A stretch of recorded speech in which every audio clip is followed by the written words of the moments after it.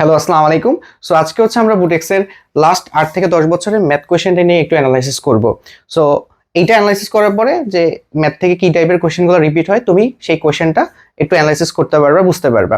So আমাদের target একটাই, সেটা হচ্ছে যে আমরা বুটেক্সের কোয়েশ্চেন ব্যাংকগুলো অ্যানালাইসিস করে কোন ধরনের কোয়েশ্চেনগুলো একটু রিপিট হয় সেটা একটু আইডিয়া নেওয়া। সো আমি তোমাদের আগেই বলছি যে যারা আমরা ইঞ্জিনিয়ারিং অ্যাসপাইরেন্ট রয়েছি তারা তো কোয়েশ্চেন ব্যাংকটা অ্যানালাইসিস করবোই, প্লাস যেই ইউনিভার্সিটিতে তুমি এক্সাম দিবা ওইটার হচ্ছে কোয়েশ্চেনটা আলাদাভাবে যদি তুমি অ্যানালাইসিস করো শুধুমাত্র ওই ইউনিভার্সিটি, তাহলে তার কোশ্চেন প্যাটার্নটা তোমার কাছে সহজ হবে।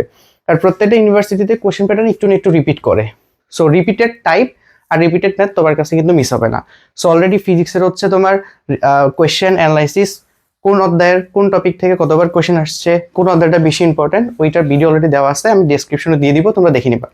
সো আজকে পুরো ম্যাথটা হচ্ছে আমরা এখানে শেষ করবো যে ম্যাথের কোন চ্যাপ্টার থেকে কোন টপিকগুলো তোমার বেশি ইম্পর্টেন্ট।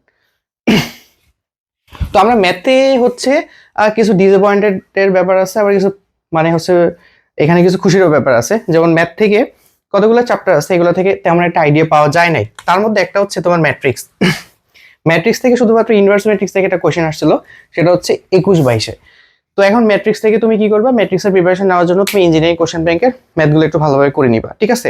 বাট এই বুটেক্সে ম্যাথ কোয়েশ্চেনে খুব ভালো একটা প্যাটার্ন আছে যেখান থেকে প্রতিবারই তোমার কোয়েশ্চেন রিপিট হয়, সেটা আমরা একটু পরেই তোমাদের বলবো। তো দেখো, তারপর যদি আসি সরলরেখাতে, সরলরেখাতে বহুত টাইপের ম্যাথ আছে। বেসিক ফর্মুলাতে তুমি ইঞ্জিনিয়ারিং কোয়েশ্চেন পেনটা খুললেই দেখবা যে টাইপ ওয়াইজ অনেক ম্যাথ আছে, বাট এখানে শুধুমাত্র সঞ্চয়পদ থেকে তোমার ম্যাথ আসছিল 23-24-এ। আর বেসিক ইকুয়েশন অ্যাপ্লাই, মানে ধরো তোমার সরলরেখার যে কোনো ইকুয়েশন দিয়ে যে কোনো একটা প্রবলেম সলভ করা, এরকম 18-19 একটা প্রবলেম ছিল। সো এগুলো অনেকটা ওই যে কোয়েশ্চেন ব্যাংক তুমি যদি পড়ো ওইখান থেকে তুমি পেয়ে যাবা, ঠিক আছে? তো এই দুইটা চ্যাপ্টারে আমরা এখান থেকে কোনো আইডিয়া পাচ্ছি না। বৃত্তের ক্ষেত্রে তুমি কি কি পড়া লাগে? বৃত্তের ক্ষেত্রে হচ্ছে ধরো তোমাদের হচ্ছে সাধারণ জ্যা থেকে 23-24 একটা কোয়েশ্চেন আসছে, খুবই বেসিক ফর্মুলা। সো আমি বারবার এই জন্য বলতেছি যে যেই চ্যাপ্টারে তুমি পড়বে না ওই চ্যাপ্টারের যে বেসিক ফর্মুলাগুলো একবার পড়ে যাবো, ওইখান থেকে কিন্তু কোয়েশ্চেন চলে আসতে পারে। একটা ম্যাথই হচ্ছে তোমার চান্স নিশ্চিত করে দিতে পারে, বিকজ সবাই তো আমরা একটু একটু জন্য মিস করে ফেলি। অক্ষকে স্পর্শ করলে সমীকরণ, এটা থেকে দুইবার কোশ্চেন আসছে, একটা হলো 18-19 আর হলো 24-25। হ্যাঁ, যে কোনো এক অক্ষকে স্পর্শ করলে, যেমন যে হচ্ছে একটা বৃত্ত এক্স অক্ষকে এত বিন্দুতে স্পর্শ করছে, আরো কয়েকটা ইনফরমেশন দিয়ে বললো বৃত্তের ইকুয়েশন বের করো, এই টাইপের কোশ্চেনগুলো। এখন বৃত্ত থেকে প্র্যাকটিস করার জন্য তুমি যেটা করবা, ইঞ্জিনিয়ারিং কোশ্চেন বের করবা। যেহেতু এখান থেকে তুমি কোনো প্যাটার্ন বুঝতে পারতেছো না, কিন্তু প্যাটার্ন তুমি বুঝবা কিন্তু অন্তরীকরণ আর হচ্ছে যোগজীকরণের হিসাব, ঠিক আছে? তো এই তিনটা হচ্ছে তুমি কোয়েশ্চেন ব্যাংক অ্যানালাইসিস করলে ওইখান থেকে একটা মোটামুটি ভালো প্রিপারেশন হয়ে যাবে। সেম কথা যে কোনো অধ্যায়ের ফর্মুলা মিস করা যাবে না। ট্রিগোনোমেট্রি থেকে তোমার হচ্ছে ওই যে তোমার কোন একটা ত্রিভুজের হচ্ছে দুইটা বাহু বা একটা কোণের মাপ দেওয়া আছে, বাকি কোণগুলো বের করে, এরকম একটা অ্যাপ্লিকেশন টাইপের ম্যাথ ছিল 19-20-এ। আর বেসিক ট্রিগোনোমেট্রি সলভিং সেটা থেকে আসছে 20-21-এর দিকে আসছে। সো ট্রিগোনোমেট্রির জন্য তুমি হলো কোয়েশ্চেন ব্যাংকটা একটু প্র্যাকটিস করবা। কিন্তু এখন আসলে আমাদের মেইন পয়েন্টে, সেটা হচ্ছে অন্তরীকরণ আর যোগজীকরণ। এটার খুব ভালো একটা পয়েন্ট আছে তোমার বুটেক্সের জন্য। ম্যাথ ফার্স্ট পার্টের সবচেয়ে ইম্পর্টেন্ট যে চ্যাপ্টার সেটা হচ্ছে তোমার যোগজীকরণ। এটা থেকে প্রতিবারই তোমার কোশ্চেন আসে, মানে হচ্ছে 15 থেকে 20 মার্ক এখান থেকে অনেকটা চলে আসে যোগজীকরণ থেকে, ঠিক আছে? অন্তরীকরণ থেকে ভালো মানের কোশ্চেন থাকে। আমরা যদি অন্তরীকরণ থেকে দেখি যে তোমার এই যে চরম মান, লঘু মান, ঠিক আছে, তারপরে হচ্ছে তোমার যে ফাংশনটা কি বৃদ্ধিপ্রাপ্ত হবে নাকি হ্রাসপ্রাপ্ত হবে, তারপর হচ্ছে সর্বনিম্ন সর্বোচ্চ মান, এই টপিকটা মানে এটা তো জাস্ট একটা পার্ট, তোমার অন্তরীকরণের একটা পার্ট সবগুলা নিয়ে। ওই এইটা থেকে প্রতিবারই তোমার কোশ্চেন রিপিট হয়। 18-19 বলো, 19-20 বলো, 20-21, 21-22, প্রতিবারই এখান থেকে কোশ্চেন রিপিট হয়েছে। পর্যায়ক্রমিক অন্তরীকরণ থেকে অলরেডি কয়বার আসছে? দুইবার আসছে, 21-22 আর 23-24। পর্যায়ক্রমিক অন্তরীকরণের একটা পার্ট আছে, এটা তুমি যে কোনো ইঞ্জিনিয়ারিং এর জন্যই, ইঞ্জিনিয়ারিং ইউনিভার্সিটি অ্যাডমিশনের জন্য ইম্পর্টেন্ট। সো এটা তোমরা অবভিয়াসলি প্র্যাকটিস করে যাবা পরীক্ষার আগের দিন। আর বেসিক ম্যাথ তো থাকবেই, অন্তরীকরণ করতে দিবে কোনো একটা, সেখান থেকে 22-23 একটা কোয়েশ্চেন ছিল। বেসিক অন্তরীকরণ পারার জন্য কি করতে হয়, ইঞ্জিনিয়ারিং কোশ্চেন ব্যাংকের পাশাপাশি বইয়ের যে বেসিক ফর্মুলা মানে বেসিক ম্যাথ যেটা বোর্ডে অনেক বেশিবার আসছে, এই টাইপের ম্যাথগুলো একটু প্র্যাকটিস করতে হবে, ঠিক আছে? সো এইটা থেকে তুমি বুঝতে পারতেছো যে অন্তরীকরণ থেকে কিন্তু প্রতি বছর একটা করে কোশ্চেন থাকবে, এটা মাস্ট। তার মধ্যে সব তো আসছেই, কিন্তু পর্যায়ক্রমিক অন্তরীকরণ এই যে চরমান লঘুমানটা খুবই খুবই ইম্পর্টেন্ট, ঠিক আছে? সো এই চরমান লঘুমানের কোনো ম্যাথ বই থেকে মিস করা যাবে না। অন্তরীকরণ থেকে যোগজীকরণ থেকে যে আরো স্পেসিফিক ভাবে বলা যায় কোনটা আসবে, এরিয়ার যে ম্যাথটা আছে ভেরি ভেরি ইম্পর্টেন্ট, এটা এবারও রিপিট হইতে পারে। সম্ভাবনা 100%। যদি না আসে তাহলে তোমাদের এত বড় খারাপ কপাল আসলে কারো হওয়ার কথা না। সো প্রতি বছরই এরিয়া থেকে কোশ্চেন থাকে, যে ধরো 19-20, 20-21, 21-22, 22-23, 23-24, 24-25 রিপিটেডলি প্রত্যেক বছর এরিয়া থেকে কোশ্চেন আসছে। সো আশা করা যায় এবারও এরিয়া থেকে কোশ্চেন থাকবে। সো যারা ইন্টিগ্রেশনটা তোমার ভালোভাবে করা হয় না, অ্যাটলিস্ট এরিয়ার যে পার্টটা আছে, এরিয়াটা একটু ভালোভাবে করে গেলে এরিয়ার পার্টে তোমার হাই ফর্মুলা কোনো অত বেশি কিছু খাটানো লাগে না। ওইটা যদি একবার শিখে ফেলো তো এখান থেকে আশা করতে পারো 6 মার্ক কিন্তু তুমি এখান থেকে কমন পেয়ে যাবে। ঠিক আছে। আর ইন্টিগ্রেশন তো ম্যাথ থাকবে, ইন্টিগ্রেশন ম্যাথ থেকে প্রতিবারই কোশ্চেন থাকে, এখন পর্যন্ত 8 বার আসছে।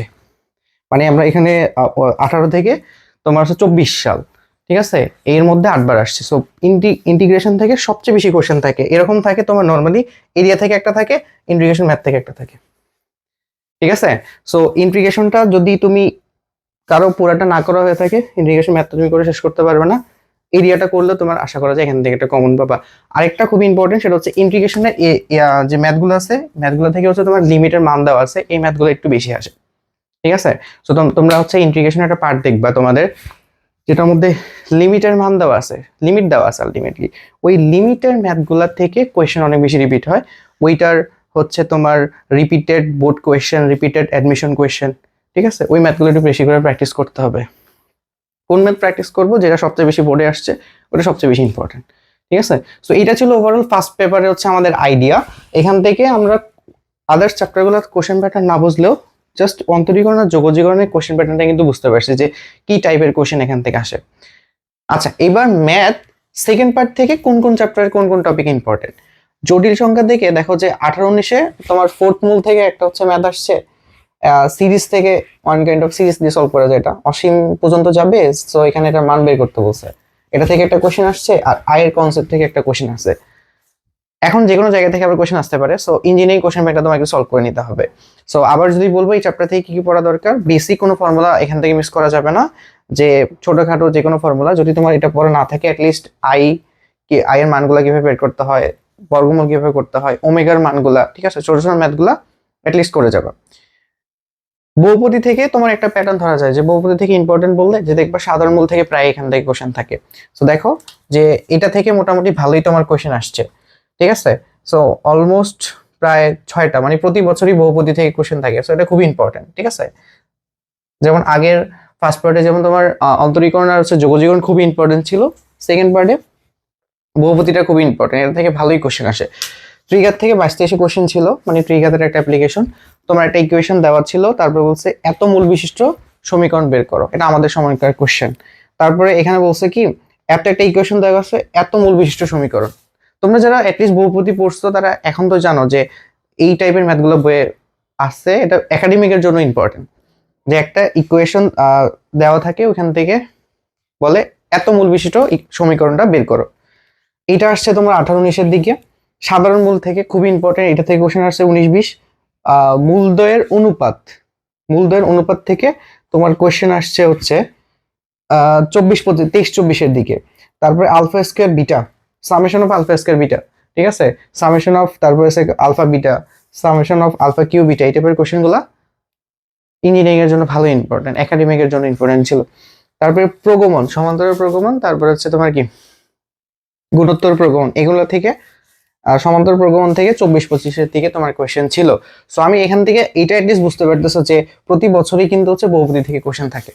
সো আমরা যদি খেয়াল করি যে 19-20 তখন কিন্তু শর্ট সিলেবাস ছিল না, বাট তারপরে কিন্তু এই চ্যাপ্টার থেকে আসতো। তো এই চ্যাপ্টারটা মোটামুটি বুটেক্স এর জন্য ভালো ইম্পর্টেন্ট। ঠিক আছে। সেকেন্ডলি পরে আসলে কোনিক থেকে এখান থেকে মোটামুটি ভালোই কোয়েশ্চেন আসছে। কেউ যদি অ্যাটলিস্ট কোনিক নাও করো, আমি যেটা বলবো যে কোনিকের হচ্ছে পরাবৃত্ত, উপবৃত্ত, অধিবৃত্ত, এগুলার হচ্ছে এক হাই লেভেলের ম্যাথ নাও পারলে তুমি হচ্ছে জাস্ট যে এটার বিভিন্ন কম্পোনেন্ট গুলা বা প্যারামিটার গুলা কিভাবে বের করতে হয়, ঠিক আছে, যে এটার কোনিক থেকে উপকেন্দ্র, তারপরে হচ্ছে যে তার শীর্ষবিন্দু, ঠিক আছে, তারপরে নিয়ামক রেখা, এগুলো কিভাবে কিভাবে বের করতে হয় একটু দেখে গেলে এখান থেকে কমন আসার চান্স ভালোই আছে। 18-19, 20-21, 21-22, 24-25-এ পরাবৃত্ত, উপবৃত্ত, অধিবৃত্ত থেকে কোয়েশ্চেন ছিল, ইজি কোয়েশ্চেন ছিল, টাফ কোয়েশ্চেন করা নাই। এখানে একটা কোয়েশ্চেন করছিল যে পরাবৃত্ত ত্রিভুজ থেকে মিক্স করে একটা কোয়েশ্চেন করা হয়েছিল 20-21-এ।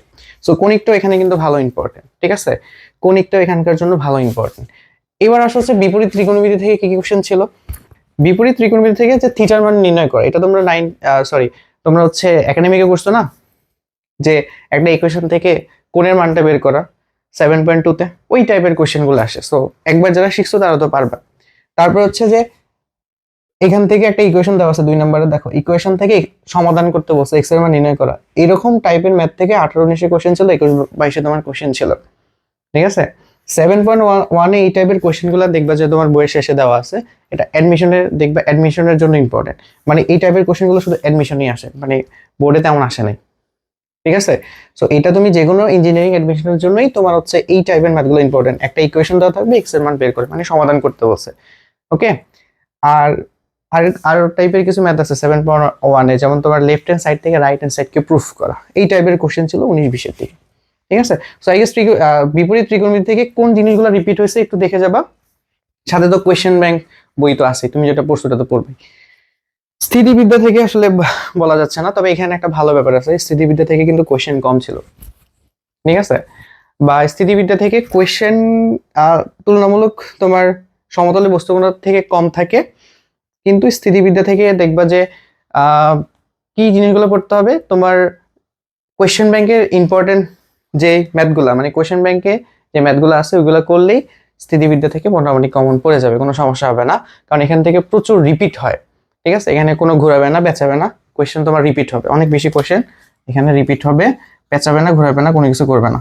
কোয়েশ্চেন ব্যাংকটা করলেই মোটামুটি হয়ে যাবে। বইয়ের এত সব ম্যাথ যদি করো তো অবভিয়াসলি রিভিশন দিয়ে যাবা, বাট কোয়েশ্চেন ব্যাংকটা দেখে যাবা আর কি, ঠিক আছে। বোর্ড এক্সেটটাও দেখে যাবা, ইঞ্জিনিয়ারিং কোয়েশ্চেন ব্যাংকটাও দেখে যাবা। সমতলে বস্তুকণার গতি থেকে এভরি বছরই তোমার, প্রত্যেক বছরই তোমার কোয়েশ্চেন থাকে এখান থেকে, ঠিক আছে। এখান থেকে কোনো সময় কোয়েশ্চেন মিস হয় না। স্থিতিবিদ্যার থেকে ভালোই থাকে, বাট এই চ্যাপ্টার থেকে একটু কম। সমতলে বস্তুকণার গতি থেকে কোন টাইপের তাহলে ম্যাথ করে যাবা, অনেক ম্যাথ আছে বইয়ে, প্রায় 4টা ইউনিট আছে সমতলে বস্তুকণার গতি।